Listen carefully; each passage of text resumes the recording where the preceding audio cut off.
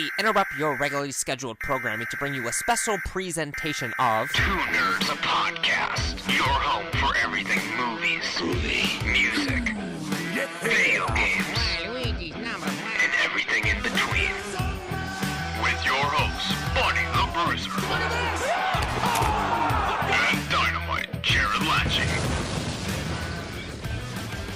How's it going, everyone? We are Two Nerds. This is a fucking podcast. I am And I'm Dynamite Jared. And we have a special guest this week. Jammin' Jack. Jammin' Jack. What's up, y'all? Jammin' Jack Pantoja. Close What enough did you to say? my eyes. Close enough. Pantoji. Better than the bill collectors. All right, buddy, you just recovered from a life-threatening sickness. How's that working out for you? How you feeling? I'm feeling good, I guess. I completely lost my voice for like 6 days, and it was like the worst thing ever. What was going on? What kind of bodily excrement were you dealing with here? Were you dealing with shit? Were you dealing with puke? There was no excrement. It was just sore throat and no voice, because in Columbus it went from being 90 degrees to 20 degrees in the course of 24 hours, and it just fucked my allergies all up. So the listeners are only interested in excrement. So there was no excrement. But excrement. If you listen to the last podcast we did where we talked about Halloween, you can kind of tell my voice was about to go, and then after the podcast, it was completely done. So, well, followers of your Twitter account will note that you've tweeted numerous times that you were so sick that it was the worst thing ever, and that you were probably going to die. Something along those lines. Well, the thing is, absolute hell. I only get sick like once a year, maybe twice when it's getting warm again. But usually I'll get like sick as fuck like once as soon as it gets cold for the first time, and then I'm good. So I should be good. When I'm thinking sore throat and lost voice, I'm not in total hell. It's not until that I'm like literally pissing out of my ass or just puking constantly or just can't breathe because there's so much snot in my nose. That's when I feel like I'm going to die. Well, we're not quite sure if Buddy's going to actually make it through this yet. He hasn't pulled through all the way. That's why I'm here. We're test running my replacement, Buddy. Dynamite Jared and Jammin' Jack. They might be the new Two Nerds. J&J. Good job. Good luck editing all these together, by the way. Well, Jack has a laptop, so I went to college for PowerPoint. For PowerPoint. Yeah, that's it. That's a degree. Yeah, PowerPoint. That's a degree that they do now. Very cool. So, as we said on the first week of Cocktober, we're introducing a new segment where we talk about the movies we want to see, and then throughout the month we go and see them, and then the last week of the month we give them a review. And the only one I've seen is Halloween, and we already talked about that. So, Jared, yeah, we already talked that one dry. So speaking of, it's been a week. Have you given it any more thought? Still high praise? I'm just like, as the week goes on, I become more and more baffled at the amount of people that I'm seeing say that it was bad. I know. I'm really confused by that. Also, I shared this with you, but there was a group message with me and my brother and my sister, and they just didn't get it. Like, they didn't understand what was going on. I don't understand it because, like, listen, okay? If you like the Halloween franchise, which this movie was specifically targeted with a crosshairs right on my forehead, it's targeted to people who are fans of the Halloween franchise. It's made by people who love Halloween for people who love Halloween. So, if you like the Halloween franchise and you somehow came out of this movie and did not like it, I don't fucking know what the hell you just saw, or if you slept through half of the movie, or what the fuck happened. I don't understand it at all. And I'm seeing people in comment sections on the movie, on the thing, saying it's bad. A lot of people, one reason that I've noticed is the humor. A lot of people were upset about the humor, which I don't know if they don't watch horror movies or not, but I'd say about most good horror movies either have some form of comic relief. They're either that or they're really self-aware, which is also a form of comic relief, or there's just straight up black comedy written into the movie. So, like, most horror movies are funny. Like, It's just the way that it is. Even The Exorcist has black comedy all over the fucking movie. But it's considered one of the scariest movies of all time. The first but people were really fucking butthurt about two characters in the movie that provided about probably an accumulated 5 minutes, and that's being generous, of total comic relief in the entire fucking movie. I mean, when you think about it, the original Halloween wasn't even completely devoid of comedy. I mean, Michael Myers walks in to fucking kill the girl wearing a sheet with glasses on top of the sheet. And that, I mean, like... There's characters in the original Halloween that are just goofy, stupid people. Like, Laurie's not one of them, but her two friends, I would argue, are comic relief. Now, I don't think the humor has aged that well, but at the time, when that movie came out, these were just stupid characters, and all they wanted to do was have sex and get high, and they were just dumb, stupid teenagers, and they were kind of goofy. Let me ask this question as a person who has yet to see this movie. How forced was the comedy written in there? Did it even flow, or was it just... It was fine. It literally... There's just two characters, both of which in their personality, they're barely a part of the movie. Actually, there's four characters. Two goofy cops, which I guess you could argue is forced. It was forced as a reference to two goofy cops in Halloween 5. Okay. So that's a reference. That immediately gets a pass. It's a callback to a previous Halloween movie. One was just a funny kid that they were babysitting. I mean, it wasn't like it was forced. It's just a goofy kid that's in the movie that has a couple funny lines. Did it take you out of the movie at all? No. Everyone in the theater laughed when this kid talked because it takes place in funny shit. It takes place in 2018. You don't understand why people are butthurt. I don't understand why people are butthurt. I'm not butthurt. I loved the movie. I gave it 4 out of 5 stars. I almost want to give it more just because I'm such a huge Halloween fan, but like, I might have to watch it a couple more times before I can consider that. And it wasn't like it was out of character for this kid because the movie takes place in 2018, and that's how like a goofy little kid in that particular situation would be talking. All he said was that I'm just going to sit here and clip my nasty ass toenails. Because he was clipping his toenails in the scene. And then he was like, oh, I bet you and your boyfriend are going to come over here smoke some weed or something. Yeah, he called his babysitter out on some bullshit. She was going to put him to bed early so her and her boyfriend could smoke weed and fuck. Okay. Well, it seems like, they're doing comedy appropriate for the time, the setting of the movie. Maybe like those butthurt people are just like, they're so on the... I think that since a lot of horror movies these days have comedy in them, but it's more subtle, I think, nowadays than it used to be, is in that like kind of like when you laugh at something that you like probably shouldn't laugh at, you know what I mean? But it's put into the movie, and a lot of times I feel like it's put into the movie to be fun. Okay, here's a good example. In Insidious 2? Is it Insidious? Or well, I don't know what you're talking about yet, so keep going, and then I'll let you know. Well, hold on, because there was a string of movies that was like Insidious, Sinister. It's Insidious. Insidious is the one where the guy, the red fucking Freddy Krueger Darth Maul knockoff. Yeah, where he's fucking sharpening his toenails on that goddamn spindle. That's the funniest shit I've ever seen in my life. Okay, that wasn't the example I was going for. But you know what I'm talking about. In Insidious 2, the scene where there's like the fucking old like lady, ghost lady or whatever, and she just appears out of nowhere, screams, "Don't you dare!" and then fucking backhands the main character and just knocks him the fuck down. One of the funniest fucking things I've seen, and like I feel like a lot of people don't catch on to the fact that like that's funny. You know what I mean? That it's just random and funny.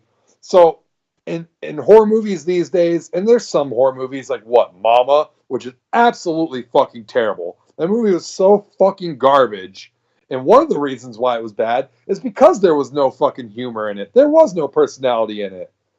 Let's take a look at Paranormal Activity 3. Now, this is a divisive franchise, but the one thing that most people can agree on is that Paranormal Activity 3 is the best in the series and probably the only good movie in the series. Guess what? That movie has comic relief so fucking much in it. There's so much funny shit in it. There's this one character in that movie, I think the dude's brother or like his friend, every time he shows up, he has some fucking stupid funny shit to say. And Yeah. it's all up and down the fucking movie. Here's the thing. Jared blown up on the comedy relief of horror movies. Comedy has been in horror movies forever. It's always been there. It's always going to be there, and it always has a place in horror movies. Here's the thing. If it makes it more entertaining, I don't see what the problem is. Like, you could just be sitting there bored listening to some fucking, like, rank-ass dialogue like in some of these 80s movies that are just fucking awful. At least it's entertaining, you know what I mean? Even most of those have some sort of comedy in it still. But it's not good. No, it's not good. Here's the thing, is that the comedy was good, and I know it was good because everyone in the theater started laughing when anything that was intended for comedy happened in the movie. So if it had the desired effect, then it works. You know what I mean? Yeah. So, like, it's not like this fucking black kid was telling fucking jokes in the movie and no one in the theater was laughing, okay? So, like, the comedy wasn't out of place, and the comedy isn't new to the Halloween franchise. It's been there. It's not new to slasher movies, because by slasher movies' very nature is that we're going around, we're killing stupid teenagers. How do we show that these teenagers are stupid? Well, they're telling really stupid jokes, and they kind of serve as comic relief in these movies. Friday the 13th, Part 4. How about that dancing guy? Is anyone going to sit here and tell Crispin me Glover, the my dancing God. dude, the dancing dude in Friday the 13th, Part 4? Is anyone going to sit here and tell me the guy that's sitting there fucking doing his little fucking thing isn't funny? It's hilarious. So, I mean, like, that argument's totally out of place. I think it's walking a line between the movies trying to be too scary or just like regular scary, or the comedy is really brought to the movie because you're sitting there knowing, wow, these people are so dumb, they're getting themselves killed almost. But that's like a time-honored tradition. Well, yeah, that's just how you do slasher movies. Yeah, but if the one thing that director, Halloween writer, has protagonists that are actually extremely intelligent and actually are able to fight back against the killer in an effective way. Most slasher movies don't have that. Even the final girl usually stumbles into a way where they get out of there alive. So, I mean, this actually has intelligent characters, especially Jamie Lee Curtis, who, like, the more you think about it, the smarter she actually is. And I know that a lot of people took issue with how Michael got into the house. Well, guess what? She wanted him there. The house is a fucking trap. She wanted his ass in the house. She got his ass in the house. And that's exactly, she got him right where she fucking wanted him. What's the name of that movie where the house eats people? Is it House? I think it might be. No, House is with ghosts. It's a cartoon movie. It's animated. It's like Monster House. Monster House. The house eats people. Let's review that movie. Speaking of reviewing other movies, Jared, tell us about the other two films you saw this month. Okay, so I saw Hellfest. Again, this one didn't get good ratings on Rotten Tomatoes, but this was a really fun movie, and it was also another horror movie littered with comedy. Imagine that. Guess what, guys? I'm sorry, I'm still mad about this, but guess what? Happy Death Day to You is coming out, and that movie is going to be a straight-up comedy for some reason. Yeah. So, I mean, whatever. Anyways, I saw Hellfest. I don't really have much to say about it. I'll just go over the premise, I guess, is that, they go to this big-time haunted house, and someone's going to the haunted house, and he's actually killing people in the haunted house. So that's basically the premise of Hellfest, and I enjoyed it. It's got bad the critics didn't like it. I don't know how much of the audiences liked it. I don't think we'll be getting a sequel anytime soon. Yeah. But it was a fun slasher movie. The characters were a little bit too stupid. Some of them. Describe the movie to me. What was the killer? Like, what was his thing? Did he kill people with knives, or like, how did he? Different things. He did different things as the movie went on. He'd, use different props within the haunted house and stuff to kill people. I mean, there was one scene where they were staging a execution by decapitation. Okay. Right? For some reason, they were actually using a real fucking blade for this. Doesn't make any sense.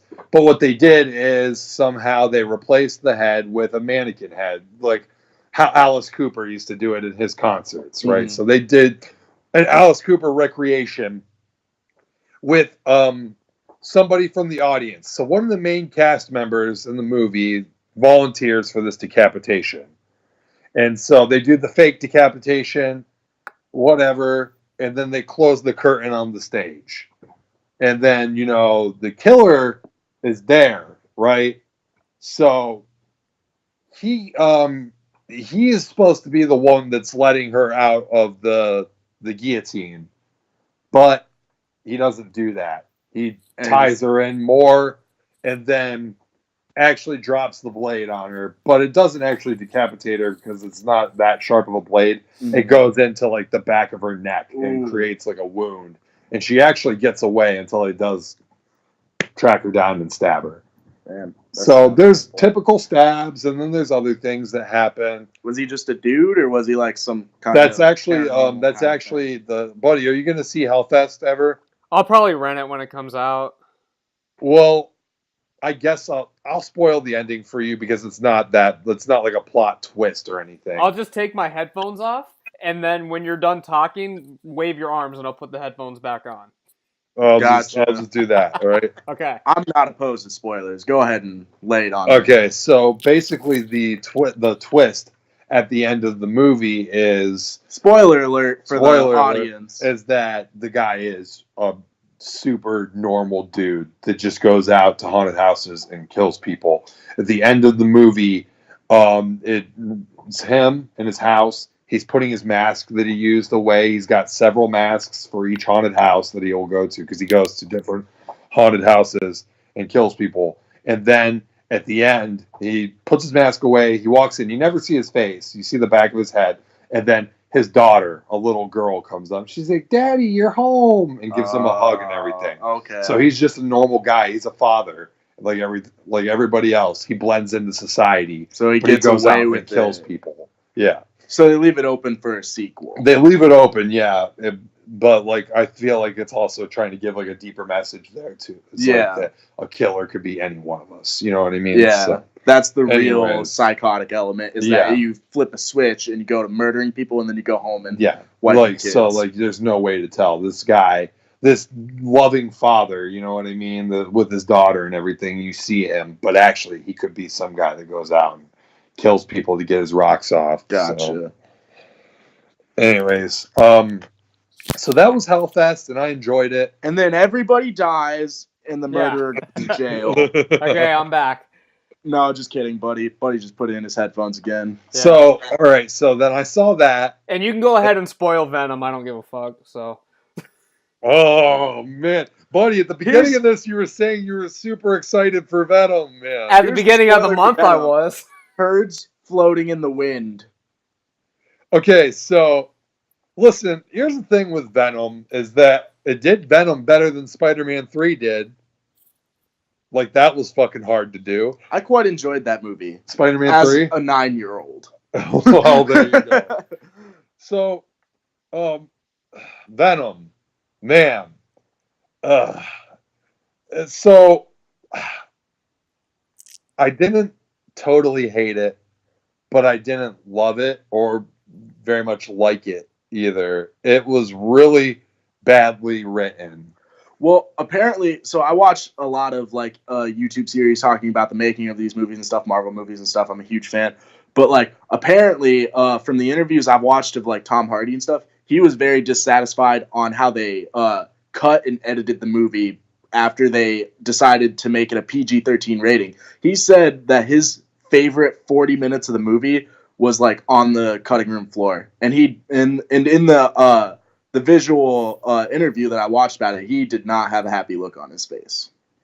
That makes a lot of sense because things in this movie just seem to start happening for no reason. So here's a spoiler, okay? Is that this Venom symbiote, right? When the symbiotes bond with their host, they need to consume people, I guess. They need to Their eat people innards. to stay alive, right? So they could either feed on the host or they can go out and eat other people. So that's why Venom's always like brains, I want to eat brains or whatever. So, Fun fact, in the comic, the solution to not eating brains for Venom is instead eating chocolate. Stupid as fuck. Stupid as fuck.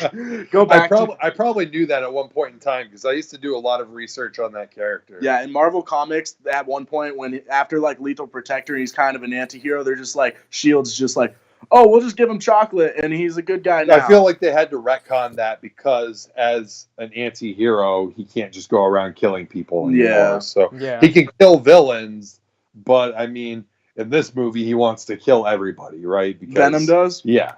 So he wants to eat everybody. Ooh, tasty brains and shit. That's the stuff he's saying in his head. Okay, so here's the thing. It turns out later in the movie that, I think there's one scene where, Venom does tell Eddie that, he's a good bond for him, right? So, like, they bond good. Okay, that's cool and all. It turns out later in the movie, they reveal after some scans or whatever, I think they run an MRI on him or some shit, that the Venom symbiote is killing him, right? Because he's not eating brains and stuff, or not eating as much as he needs. That's why he's been hungry all this time and shit. It's killing him from the inside. Okay? So Eddie Brock's like, okay, fuck this. And I think they shoot him with sound. The symbiote separates and they trap the symbiote in a room. And Eddie's like, yeah, What point of the movie is this? This is probably about this is about 3/4 through the movie. But here's the thing, okay? Is that this whole time the Venom symbiote's pretty much been just Oh, that's just another call. I thought it went. Yeah. Buddy, can you still hear me? Yeah, you're good. Okay. So the Venom symbiote has been pretty much just controlling him, taking over whenever the fuck he wants. It's not been like a symbiotic relationship. Really. So like it's kind of just bailing him out. Like there's a car chase scene, where he's on the motorcycle and he gets separated from the motorcycle, but then the symbiote just kind of comes out and grabs it on its own and brings him back to the motorcycle. You're talking about the trailer. Yeah, it happens in the trailer. So I mean, it seems like the Venom symbiote's just kind of getting Eddie out of situations, but doing it on his own. They're not really working together. And so then Eddie separates from him. He says, fuck you. You know what I mean? Like, you're killing me. We're through. You know what I mean? They never really had a relationship. The symbiote's been bossing them around the whole time.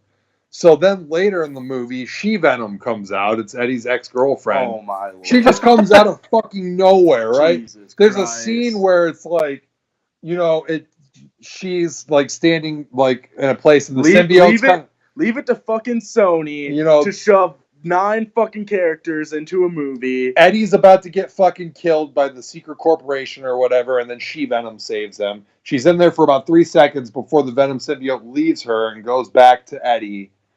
And so when it goes back to Eddie, okay, this is the part, and this is just indicative of the whole movie. It's probably the biggest thing that bothered me, but the whole movie is like this, all right?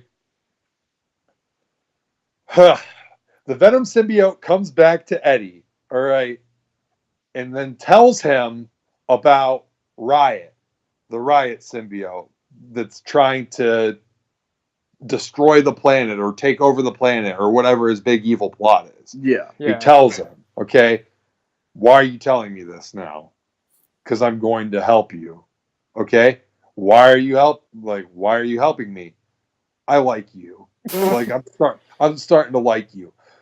There was no point in the movie where Eddie Brock did anything that would make him turn that corner. So for the first 3/4 of this movie, Venom's totally on board with Riot, and he wants to destroy the planet or take over the planet with the symbiotes. That's his job. That's what they're going to do. Okay? But for no reason whatsoever, he decides, I like Eddie Brock. I'm going to help him save the planet. Well, and then again, that could be stuff that was left on the cutting room floor if they cut There out like could 40 be a minutes. scene, where Eddie sticks his neck out for the symbiote, and they have this moment or something like that. But as far as I know, But there was no context to any of that. there's decision. no context. It just happens. It just happens, and that's what this entire movie is. What was the runtime? About 2 hours? Maybe an hour 45 to 2 hours. Dude, See, it should have been 2.5. They botched the movie. And they should, because here's the thing. I don't know what the problem is with R-rated comic book movies anymore, because we just saw 2 Deadpool movies. We just saw Logan. They're doing really well. So why you would want to shoehorn a PG-13 rating out of Venom, who would warrant the R rating, is just kind of like blasphemous. Well, it's the studio, and they really screwed themselves by like thinking the wrong way about it. See, they're launching a franchise off of this movie, which first of all is a dumb idea to like push that into your first movie. Like, yes, we already know you are going to make a franchise no matter what. A lot of people don't want this movie to come out, but like same thing with the post-credit scene. Fuck that post-credit scene. We don't need that in the first movie. But that needs to happen. The post-credit scene. Okay, let me tell you this. I like but don't like the post-credit scene at the same time. I like Woody Harrelson as Carnage. There's something hilarious about that, but also something so right about that at the same time. Yes. But I don't like his line where he's like, I'm going to get out of here, and when I do, there's going to be carnage. I'm going to go back to the credits. But see, that's what I'm starting to not like about certain movies is like, when I get out of here, I'm going to do exactly what's going to happen in the next movie. Here you go. But it's also, okay, going back to my thought about what we were just saying, Deadpool just made 2 R-rated great movies. They're going to make a third. They might even shoehorn that into Marvel Studios. But when it comes to Sony, they did the PG-13 rating and fucked that movie up. Because I was really pulling for Venom to just be an underdog great movie. But they wanted the PG-13 rating because they wanted to like make hella money off of it. They wanted kids to be able to see this. They wanted it to like turn into something big and follow through with that. But that didn't stop. That doesn't stop Deadpool, though. I mean, kids still see Deadpool. Think about what they could have done. They could have beat Deadpool. They could have started an R-rated PG or an R-rated, at least a trilogy, and like think about how great that would be if Sony with Venom starting it just made an R-rated cinematic universe. Here's one problem. That's what we all want. Here's one problem with that. The only problem with that is, and they may not even do this, but they should, because what we really want is Venom to be Venom, okay? And Venom is not Venom without Spider-Man, okay? Yeah. Spider-Man needs to be around, okay? Now, that wasn't the biggest issue with this movie. It was an issue, but it wasn't the biggest. It was probably near the bottom of the list of issues with this movie. Now, if you're going to launch an R-rated franchise with Venom and include Spider-Man in any sort of way, that's where it gets tricky. You can't put Spider-Man in an R-rated movie because then you really do want kids to see Spider-Man and shit like that. I feel like they could have worked that in, though. Like, not Venom 2 or anything, not Venom 1. Maybe Venom 3, though, because they did just do the Spider-Verse movie. Here's the thing. Okay, so they put a lot of shit on the cutting room floor. I don't see why anyone with fucking half of writing talent in their body can't fucking connect the dots in this movie in an R-rated fashion. I don't here's the thing. To me, the rating doesn't matter, but it has to make sense. Full of cuss words for things to make sense, for things not to just pop out of the blue. I could understand them cutting, Venom biting someone's fucking head off and blood shooting everywhere and stuff like that. But you're literally cutting stuff that you need to make it a narrative that makes sense. I don't, I don't mind when Venom's biting people's heads off and it cuts away. Because he bites people's heads off in this movie, but it's just a cutaway. That didn't bother me. The things that bother me is when he's just suddenly like, I'm on your team now. In the last quarter of this movie, in the last 20 minutes of this movie, I'm going to be on your team now. Okay, we're going to save the planet. Let me put this in there, though, in the argument of the PG-13 R-rated thing. And, buddy, listen to this. Do you guys know about the comics, or at least are aware of the characters of Venom? I read Lethal Protector. I read Max. I read them back in the day, but... Think about this. Carnage in a PG-13 movie. That's gonna fucking suck ass. Carnage. I know Carnage. People are saying Carnage needs to be rated R, and a part of me agrees. A part of me doesn't agree because you put the Joker in so many PG-13 movies, and I mean, this is a guy that fucking carves smiles into people's faces. But the Joker, he's gonna like psychotically fuck you, and like he still there, buddy? shoots people, he blows people up. That's a good visual effect and all that. But when you want Carnage, you want a dude making a fucking like chainsaw out of his hand and slicing a guy into bits and pieces. Here's the thing, is that I can already see the shot in my head where it's like a POV shot of the person getting sliced, where Carnage just cuts towards the camera, maybe a little bit of blood splatter on the wall, and then you can just go away with that. I'm going to be really unsatisfied with that movie. Here's the thing. I'm going to be really unsatisfied with Venom fighting Carnage by himself. The big thing with Maximum Carnage, the big deal with Maximum Carnage was Venom and Spider-Man teaming up for the first time to face Carnage, because Carnage is stronger than Spider-Man. He's stronger than Venom. Yeah, you're kind of right about that. Because the thing with Carnage and Spider-Man is that the fact that Spider-Man's such your friendly neighborhood Spider-Man, and now he has to deal with this psychopathic, like, fucking mass murderer. And that's not going to really work in a Venom movie where there's no Spider-Man. It's just kind of bad. I mean, they're gonna have to force it, I guess, because I don't see them working Spider-Man into this at this point. Well, bottom line, which sucks, because I pitched an idea at the beginning of the month of how they can still work Spider-Man into this franchise, but I don't think they're going to do it. But if this flops as bad, I mean, it already flopped, but if it continues to do horrible, it critically flopped. Commercially, it's made a shit ton of money. Oh, has it really? Yeah, it was #1 movie for like 2 or 3 weeks, and I think that it was like second highest opening weekend for a superhero movie in like Russia and stuff. So like, regardless, I'm really bummed because like I was really pulling through for it to be a really good movie because, well, #1, Sony has been making really bad movies, but they're going to continue it too, and they're just going to keep on screwing up characters and stories and stuff, and now they are definitely going to continue making movies. Yeah, so, bad. I mean, I hope to God that when they do the sequel to this, because I do think they're still going to go through with the sequel, I hope to God that they fix what's wrong with this and get a better writing staff for this movie, or at least just don't fucking cut the movie to ribbons. Because if there is a scene out there that kind of builds on the relationship between Eddie Brock and the symbiote, I feel like this movie could have been a lot better if we just had their relationship building as the movie went along, build their relationship as it goes. No, it's one way for the first 3/4 of the movie, and then it changes for no reason in the last quarter of the movie. So, like, it's like in Captain America, which I think we all seen. We all saw the first Captain America, right? Yeah. It's like that scene in Captain America where the Red Skull first reveals himself in the movie.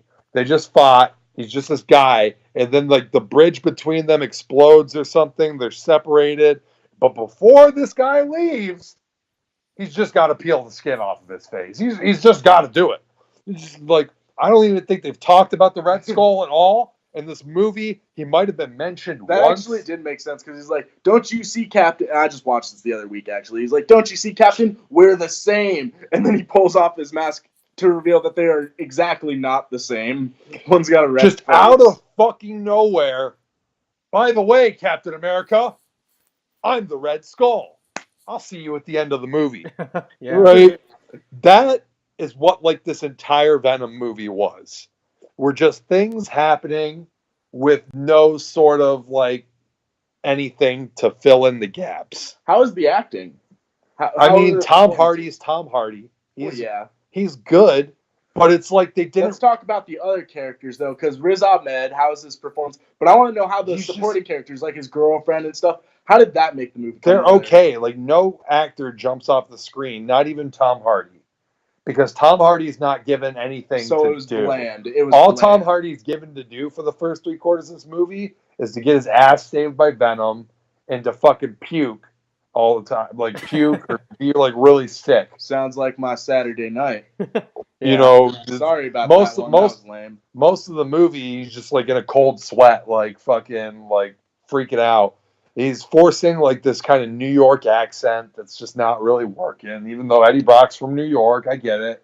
I don't even know. Is he from New York in the comics, or is he I don't know from? if he's from there. I He think lives there. He lives there. I think he might be from California, though. I'm not sure. Well, they just put him in San Francisco. Yeah. In the comics, The Shield conference- tells him to go to Yeah, he fucking moves California. He moves to San Fran and Lethal Protector. So no, I mean the acting is disappointing. Nobody really jumps off the screen. Nobody like caught my attention with like a knockout performance or anything. But again, the script is just so lackluster that nobody's really given a chance to do anything. Yeah. Well, I might. at least in the go ahead, buddy. No, go ahead. Go ahead, Jack, because I was At about least to in the close it out. sequel, there's like a ray of sunshine, and we can hope that it's going to be at least a little bit better in that department because Woody Harrelson always brings a good performance. I think that at the sequel, they're going to have to make it good because people have spent money to see this first one, right? And I feel like only like the nerdiest of the nerds that like comic book nerds that still don't really know what a good movie is. They're just like watching this and like, oh, there's Venom. Oh, he looks sick. Oh, he's fighting another symbiote. This is fucking awesome. By the way, the last fight scene fucking sucks. It's some Michael Bay bullshit. Oh yeah, dude. It's literally All just over the two. internet. It's just two fucking globs basically fucking each other. Like there's no rhyme or reason to anything. You can't make out anything. There's no significant hits or anything. This could have been made so much better if you would have just made like some. It's. I personally Is it that didn't like hard the way to- Venom looked. Venom looks great. He looks good. I didn't watch the movie. I know the whole entire plot because I read up on it and shit. I just haven't been to the theater, but like, and I've seen the CGI. I don't enjoy the way they made Venom look in this movie. I like him. I like the way he looks. The only thing I don't like is that they purposely went away from the giant spider on his chest and made it sort of like this white vascular kind of thing.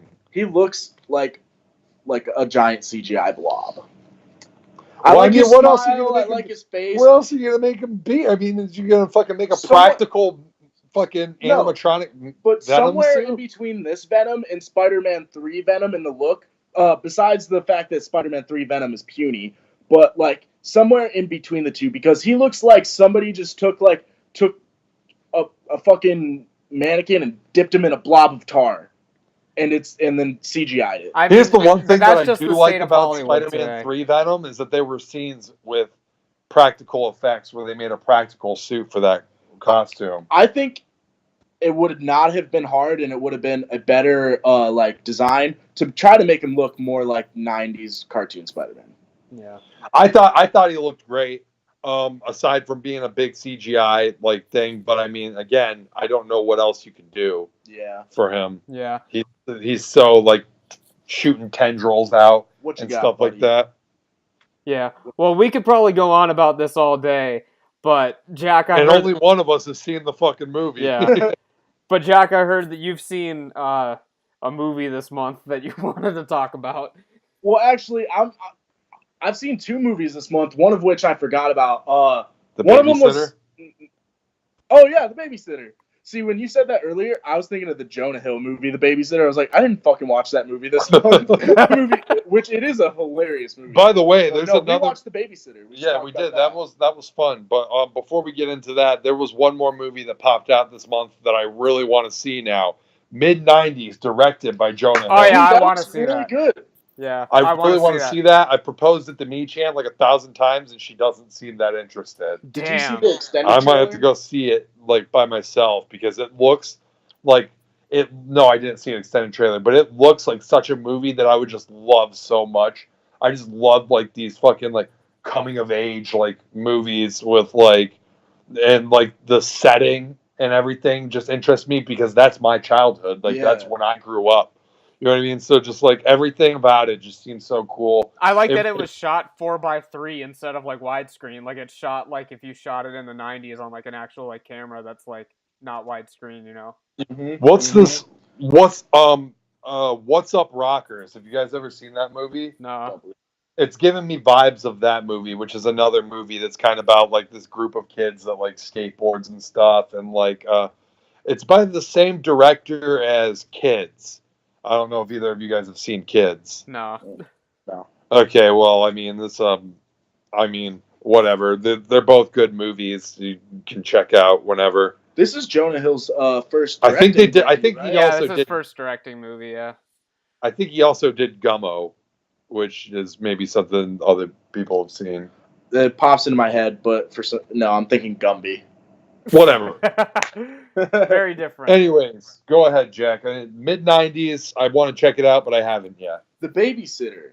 Yeah. Because I'm not going to talk about Snowpiercer. That movie's so old. That's the other movie I want. But Really you good had a- movie. You had a Well, theory about somewhat it. good. I enjoyed it because of it had a lot of cool scenes. But The Babysitter, that was a really enjoyable, fun movie. Hey, And- guess what? Huh. Lots of comedy in that movie. Lots a of shit comedy. ton of comedy in that movie. The whole movie was comedy. Dude, the guy, why are you not wearing a shirt? It was a horror comedy. The movie was a horror comedy. Your Have you seen this classic, movie, buddy? Your classic teenagers. It's on Netflix. You should check it out. It's fun. Your classic teenager murder thriller with some Satanism, but it's about a little kid and his babysitter's hot as fuck. That's the other important thing about these movies. You gotta have hot chicks in them. I'm not watching it if it doesn't have hot chicks in it. Okay, well, Well, we It's only 20 talk about hot yeah. dudes you on might this have, show. to, might have to soften up on that one a little bit. All my You movies. might not want to take a hard line stance on that one. Were there any hot chicks in Venom? Not watching it. Didn't answer fast enough. His ex-girlfriend is Just like, kidding, she's internet. pretty, but I don't know if she's like sexy, you know? Yeah, it was a good movie. I'm gonna let Jared take it from here. I didn't prepare to give a overview on it. Well, I mean, this is an older movie. It came out either last year or the year before on Netflix, and it's just about this kid. He's getting babysitted by a super hot babysitter. Just so happens to turn out that she is a Satanist, and they're doing blood sacrifices in his house while he's sleeping. So the rest of the movie is spent with him trying to get away from all these teenagers that are part of this like satanic gathering or whatever that they're having, and it's really fun. It's a horror comedy. It's a modern horror comedy where the comedy is a lot more obvious.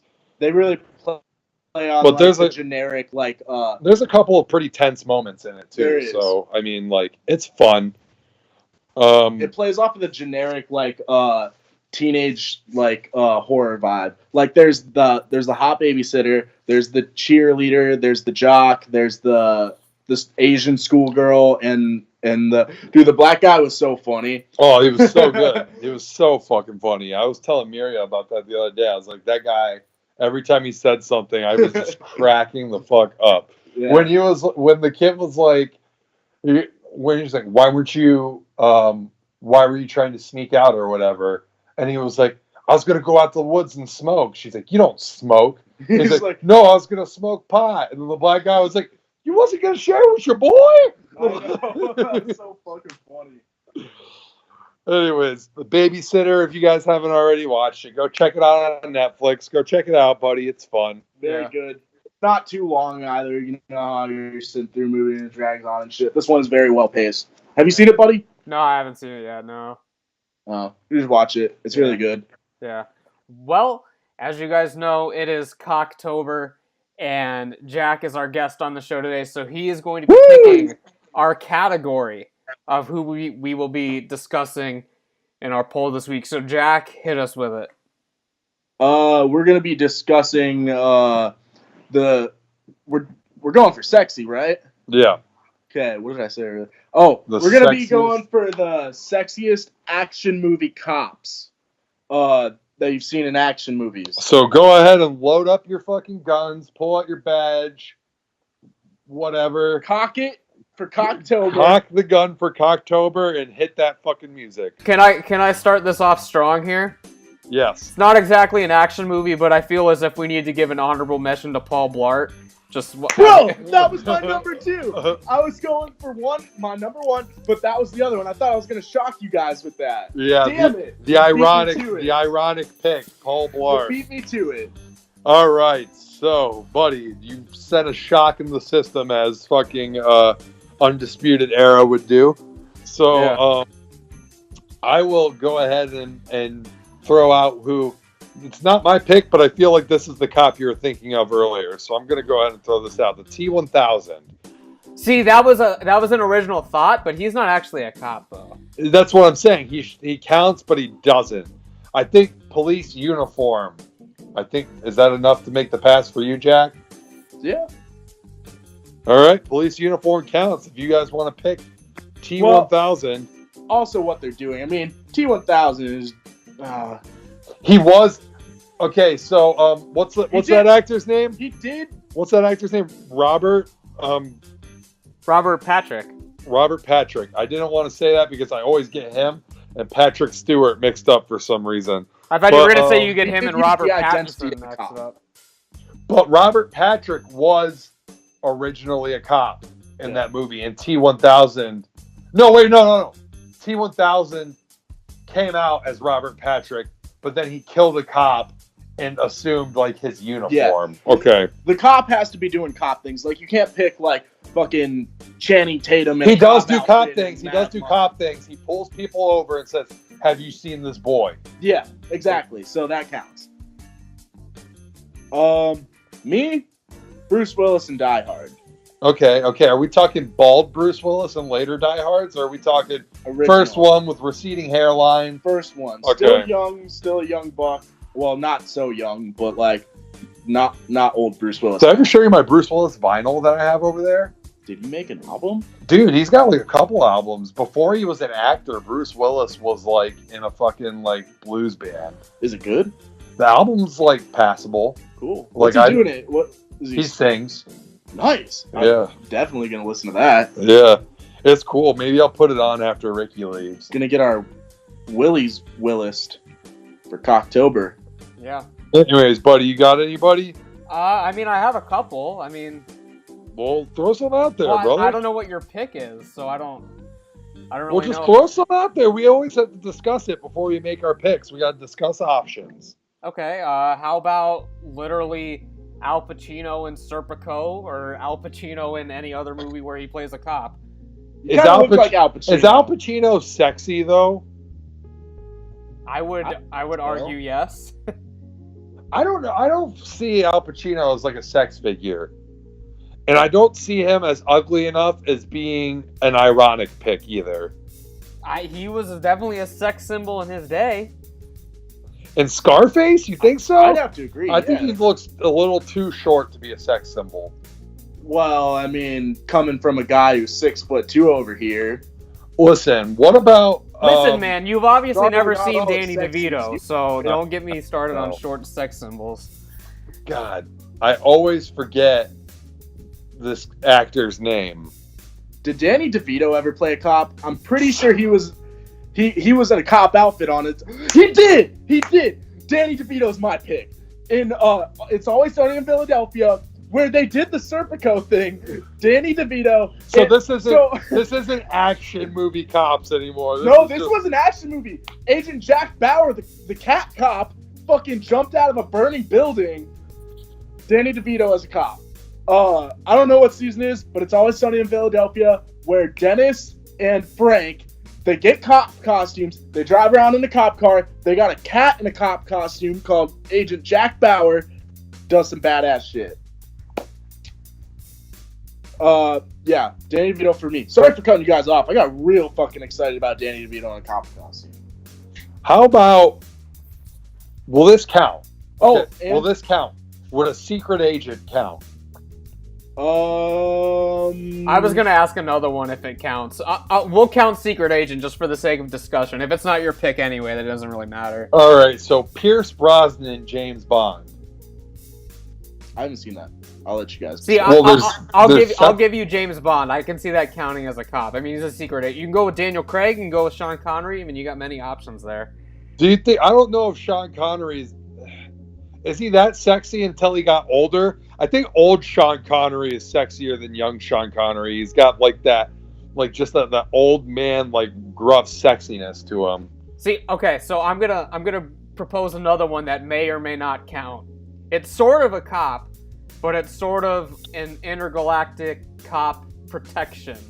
Are we counting the Men in Black in this? Does Will Smith count? I don't. Maybe not. They're an agency.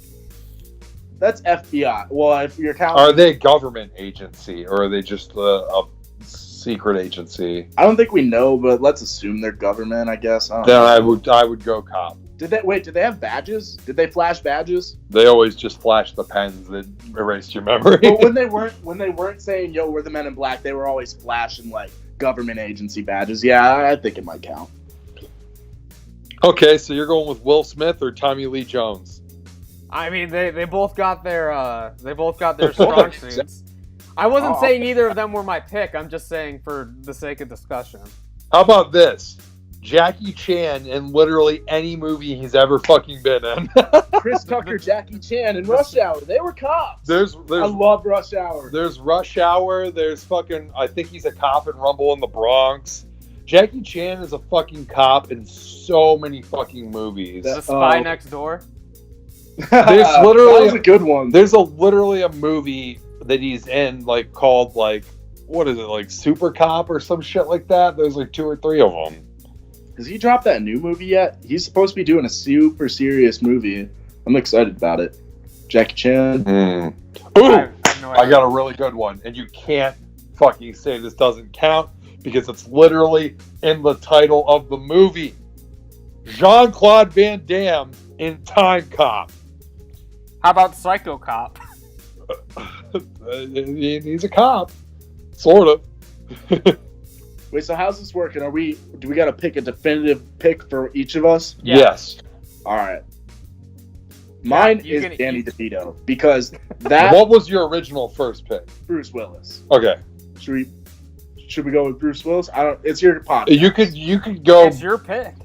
You could go ironic, unironic. I don't like it. Seriously, it sways by the week. I am gonna go with ironic because in that episode of It's Always Sunny in Philadelphia, it was modeled after Top Gun. Like even the intro and shit. He is in a cop costume the whole time. They are posing as cops. Like they go around doing cop shit, like dirty cop shit, like taking people's money and shit. And they do have a cat named Agent Jack Bauer. So Danny DeVito as a cop, and It's Always Sunny in Philadelphia. All right, buddy. Do you got anything? There's just one more I wanted to mention before I get to a pick. How about the movie Face Off? Because you got Nicolas Cage and Danny. What's his name? What the fuck's his actual name? Not Danny from Grease. John Travolta. Both play a cop at one point because they switch faces. So you're getting 2 people for the price of 1. Nice. All right, but which one? But that's not a pick. I just wanted to. That's not my pick. I just want to say that one's a little unfair because you get 2 for the price of 1. Yeah. There's a ton of. Hold on, because there's a ton of buddy cop movies that you could pick from. I was just gonna name a couple. I have a few that we haven't gotten to yet. Like we got Eddie Murphy. You got fucking Danny Glover and Mel Gibson. Yeah, I was just about to say Mel Gibson. Not a buddy cop movie, but you got Dick Tracy. You just got Dick Tracy. Yeah. I mean, there's all kinds that we haven't gotten to yet, but I think it comes down to 2 for me. And I have a feeling 1 is your pick because you have not mentioned it yet in the podcast, I don't think. You mentioned it previous to the podcast. So we got Arnold Schwarzenegger. In a plethora of different films, and I think that might be Jared's pick, one of those. But just kind of for which one? No, I'm gonna let you decide because I'm not giving you that. I'll give you that one. You can pick Arnold. I'm probably gonna go with Brad Pitt from 7. Oh, that's a good pick. That's sexy. All right, so before I get into Arnold Schwarzenegger or anything like that, because there's several, there's at least a couple movies that I definitely know of him that he's a cop in. Kindergarten Cop! I know that was probably going to be the one, but there's also Red Heat. He's like a Russian cop or something. I'm trying to think of this guy's name because I feel like he deserves a mention. And I always remember this, but of course I freaking forget it right now. You didn't even bring up RoboCop.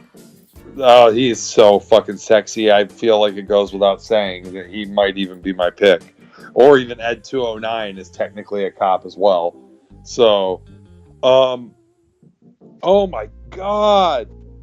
Okay,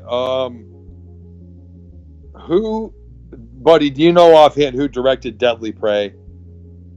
I don't know his name. I know exactly what you're talking about, though, because you did that other movie. Oh, God, like... Ugh. Dude, I seriously know his name because he posed in Playgirl. Because it's his brother that was the acts in all of his movies, I think, except for... It was like David... Yeah, it's David something. Pryor or something? Yeah, okay, so... oh my God, that hasn't helped me at all because David Pryor is the director and then his brother is... Not Richard Pryor. No, it's not Richard Pryor. Wouldn't that be some shit? This makes me so mad that I don't remember this. Because I've been obsessed with this guy for a while. Let's see here. It's Ted Pryor. I seriously remembered it right before I read it on Jack's phone. Like right before I scrolled down to it, I was like, Ted Pryor, right as I saw it. So Ted Pryor is a cop in probably a couple of movies that I haven't even seen yet, but he's definitely a cop in Killer Workout. Yeah. Okay? And we know Ted Pryor is sexy because Ted Pryor posed in Playgirl. Now, I can't vouch for the size of his penis. I did look at these pictures, and his penis wasn't that big. But he's still an attractive man if we're talking about the waist up. There's not an inch of body fat on him. Okay, so Ted Pryor's a healthy pick. It's between Kindergarten Cop and RoboCop for me. And you went unironic. Jack went ironic. I'm going to change mine, actually, since it's serious. I kind of want to have a loop. I want to win. I think I'm going to go right in the middle, actually. I think it should be a battle of ironic, unironic, and just... We do pick for right in the middle because I mean, RoboCop while he's not what you tend to think of when you're thinking sexy, he's also not fucking bad looking either. I mean, look at him over there. We got the poster. He's got a strong jawline. Got a nice jawline, strong chest. I mean, the jawline, as far as the face goes, the jawline's really all you get. Yeah, when sometimes he takes the helmet off. That doesn't really do him any favors in the sexy department. You can also think of RoboCop before he got RoboCop. Alex Murphy, yeah. I'm gonna go RoboCop. You're going RoboCop? I'm going RoboCop. Buddy, what are you going? I'm going Brad Pitt. He went Brad Pitt. Oh, he went Brad Pitt? All right, I'm changing mine from Danny DeVito. I'm gonna go Leonardo DiCaprio in The Departed. Oof. He's looking good in that Brad versus Leonardo. Yeah, I wanted to throw that out there. I'm glad that I went ironic on this one. I almost went because Arnold Schwarzenegger would not get more sexy votes than the two guys that you guys picked. Like See, we're going Arnold Schwarzenegger, which is why I switched to Leonardo. But the reason I didn't bring up DiCaprio earlier was because I haven't seen The Departed in so long. I couldn't remember if he was the cop or if Matt Damon was the cop.